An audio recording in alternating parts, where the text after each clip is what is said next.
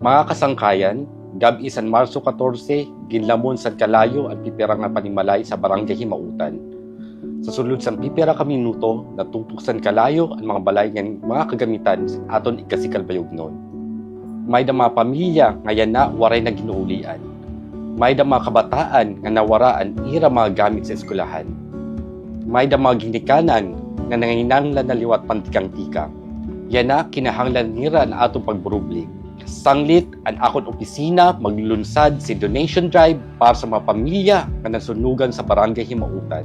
Bisan guti ay nga bulig, makahatag dako nga paglaom.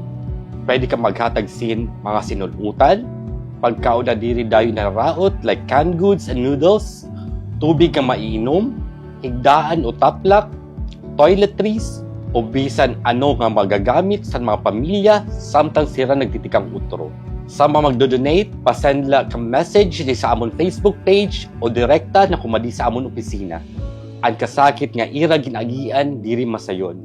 Pero pinaagi sa atong pagburublig, diri sira mag-uusahan sa pagtindog. Tindog kita para sa Himautan, tindog kita para sa aton ikasikal bayognon. Damo nga salamat ngan padayon kita sa pagpakita sing gugma ngan pagbulig. Ako ang iyo Vice Mayor Rex Taguman, tindog Himautan, Love Wins sing Kalbayog.